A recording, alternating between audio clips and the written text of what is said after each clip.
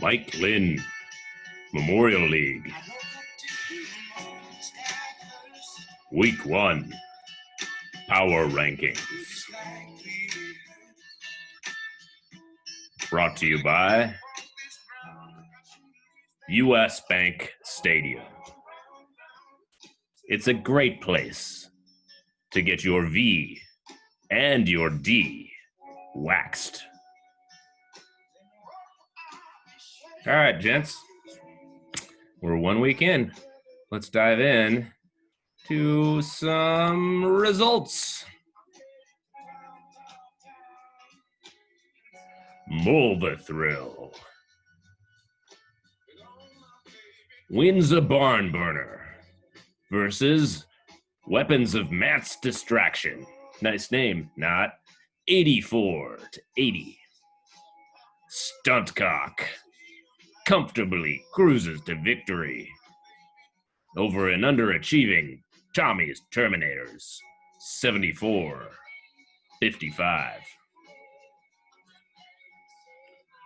Homies buck conventional wisdom and beat Senior Ass, 63-54.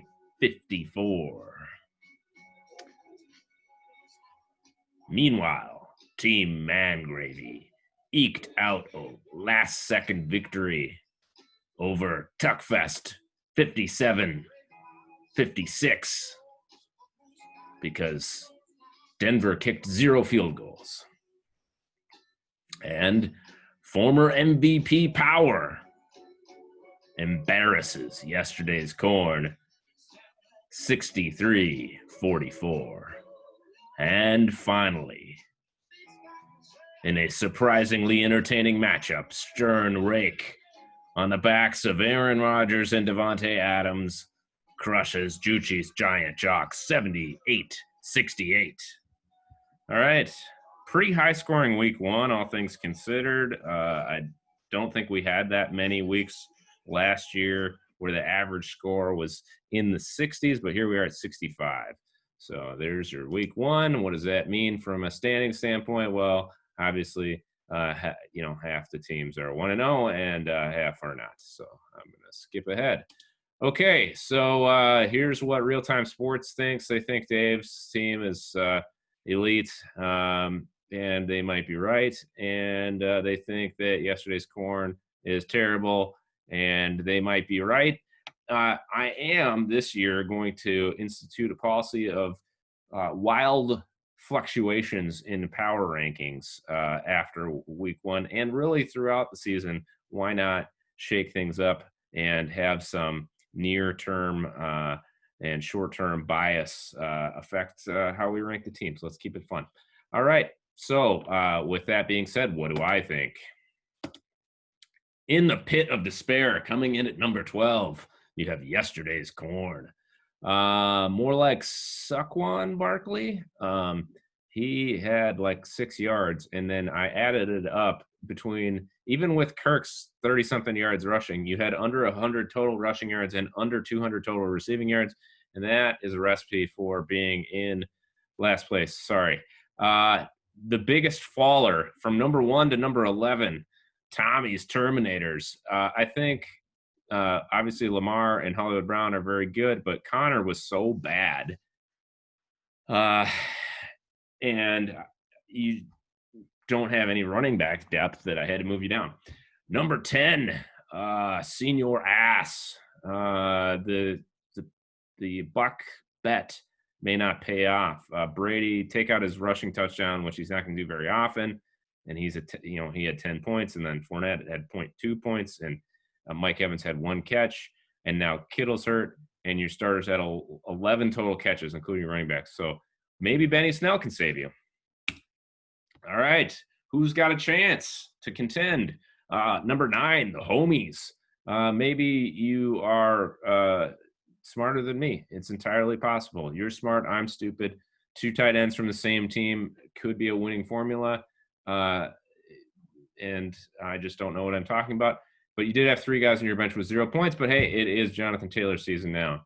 All right, number 8, Tuckfest. I totally jinxed you by texting you that you would cruise to victory and that you were for sure get at least one field goal, and it was the middle of the first quarter. This is just furthering my case that you should abolish kickers from fantasy football. There is no, it's just complete luck. There's so much variance from game to game, whereas you can actually apply some analytics and scouting, and it takes some skill to draft the right players.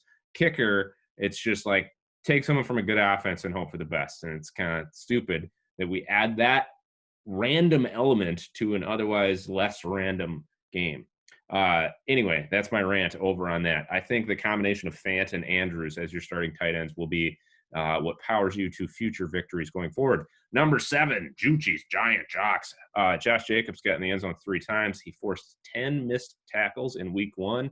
So I don't think it's a fluke. He should carry you to a lot of victories.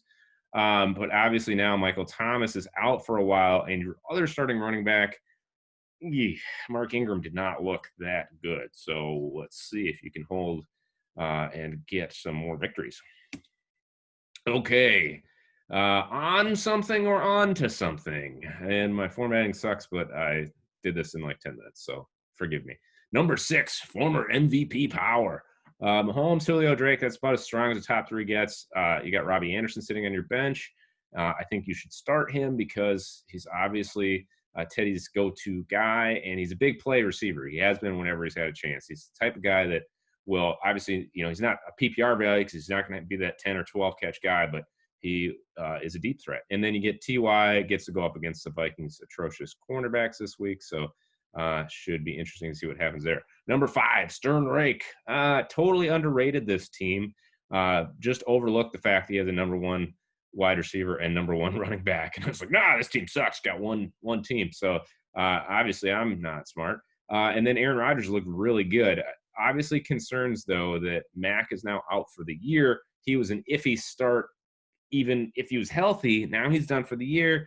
And looking at the bench, you got Watkins as a starter going forward. He obviously had a nice week 1, but that is a little iffy to count on him going forward. Number 4, Mangravy. This is more me looking at what could be rather than the results, because he scored in the 50s, but I did see, obviously, Calvin Ridley's on your bench, and then Kyler, if he's going to run, because he didn't last year, if he's going to run for 100 yards or 50 yards even a week and score a lot of rushing touchdowns, that's certainly justifies your high pick of him, but it means you probably win a lot of games. Okay, and the title contenders, I can't spell, so we're going to fix this in real time. No, it's not going to let me. Stuntcock, number 3. I'm still a little top-heavy with Cook and Hill and Russ, but I do get Sanders back this week. I was an A.J. Brown touchdown away from Islami, my rookie. J.K. Dobbins scored twice, but I think that I might actually have a pretty high variance team, but we'll see. Number 2, Mulva Thrill. Dave, I know you won and had high points, and you probably think I should have the number 1 team.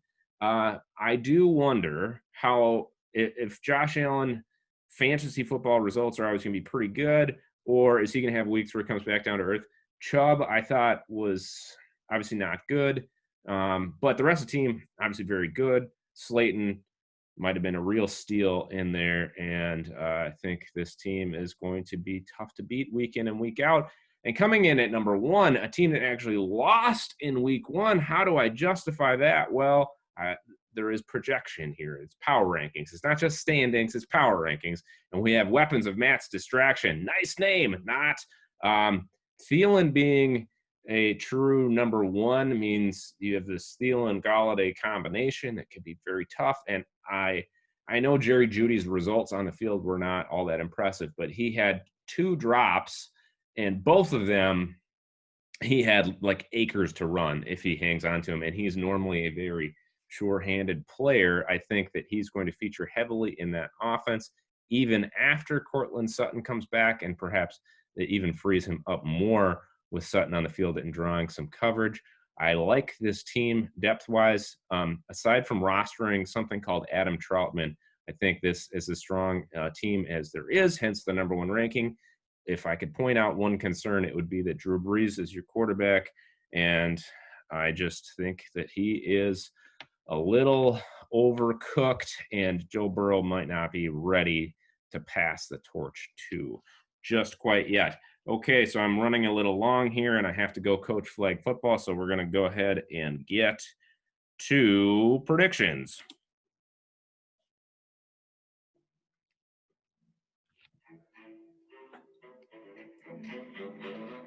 Okay.